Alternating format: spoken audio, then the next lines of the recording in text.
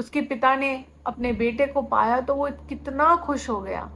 ऐसे ही हमारे पिता परमेश्वर जब उनके बच्चे उनके पास आते हैं तो वो बहुत खुश हो जाते हैं। हाँ जी बच्चों, आज फिर मैं आपके पास एक नई कहानी के साथ। बच्चों, क्या आपको पता है जब जीसस क्राइस्ट इस दुनिया में थे तो वो अक्सर कहानी सुना के बात करते थे, दृष्टांत के रूप में। तो उन्हीं में से एक कहानी मैं आज आपके सम्मुख लेके आई हूँ। ये कहानी एक पिता की है जिसके 2 पुत्र थे। एक दिन जो छोटा पुत्र था वो पिता के पास आया और कहने लगा, पिताजी अपने धन का जो मेरा भाग है वो मुझे दे दीजिए। पिता दयालु था, उसने उसका हिस्सा या उसका भाग छोटे बेटे को दे दिया। और कुछ ही दिन बीते थे, उसने अपना सारा पैसा जमा करा और दूर देश को चला गया। और वहां जाकर बच्चों, वो जो पैसे वो लेके गया था वो फजूल खर्ची में उड़ाने लगा और अपना सारा धन कुकर्म में खत्म कर दिया। और जब उसका पैसा खत्म हो गया ना बच्चों, तो वहां बहुत बड़ा अकाल पड़ा। और आपको मालूम है ना, जब अकाल होता है तो ना खाने को होता है ढंग से, ना पीने को होता है, सब चीजों की कमी हो जाती है। अब वो बड़ा परेशान हो गया, उसके पास खाने को नहीं, रहने को नहीं, ढंग के कपड़े नहीं। तो वो उसी देश के एक निवासी के घर पे जाके नौकरी मांगने लगा। और उस जो वहां का निवासी था, उसने अपने स्वरों के साथ उसको खेत चराने के लिए भेज दिया और यही उम्मीद करने लगा कि वही बालियां खा के, जो स्वर खाते हैं, जो खाना स्वर खाते हैं, वही खा के वो अपना जीवन बिताएगा।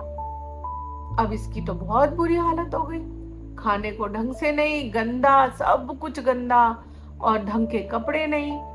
बेचारा बहुत दुखी और बहुत परेशान हो गया।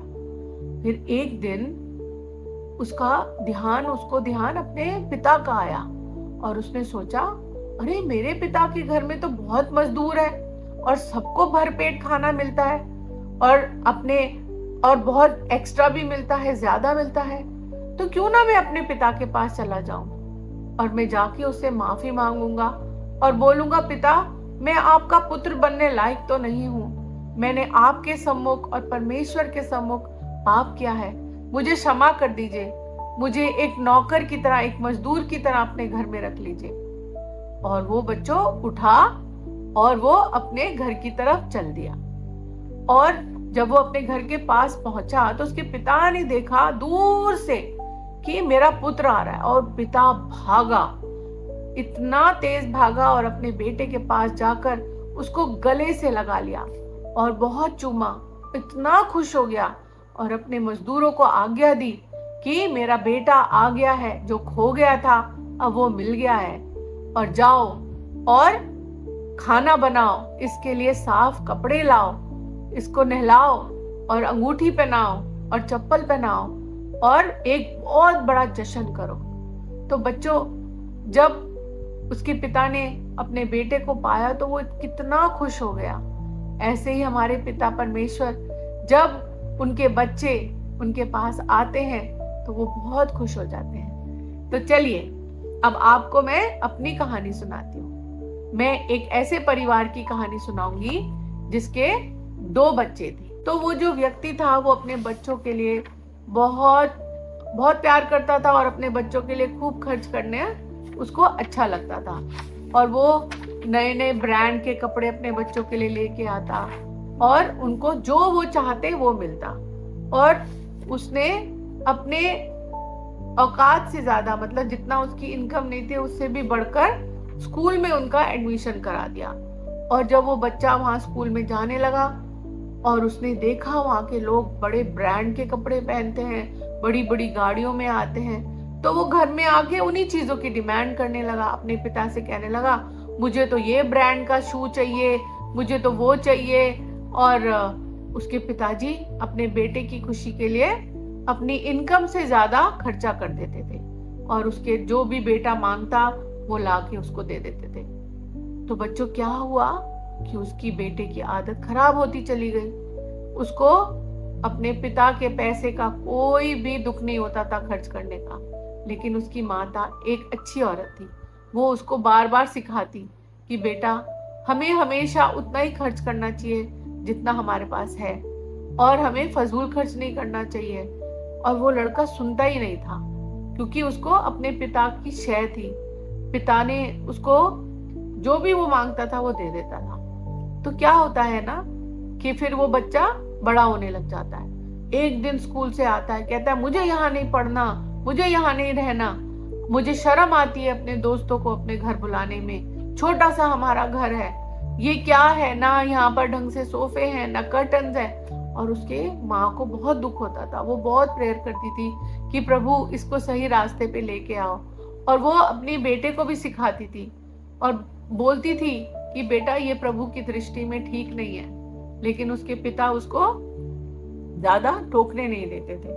तो क्या होता है बच्चों कि वो बहुत घर में कलेश कर देता है और उसके पिताजी मजबूर हो जाते हैं और वो बैंक से लोन लेते हैं। लोन लेके उस बच्चे को हॉस्टल में भेजते हैं और वो बच्चा हॉस्टल में जाता है।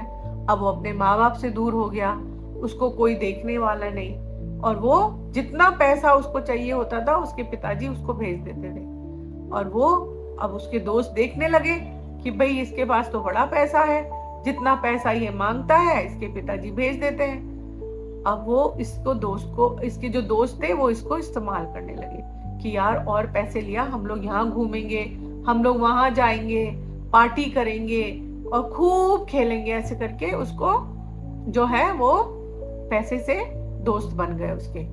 एक दिन क्या होता है कि उसकी माँ का जब भी मैसेज आता था ना बच्चों, एक बात अच्छी थी कि जब भी उसके माँ का मैसेज आता था तो वो अपनी माँ का मैसेज पढ़ता था।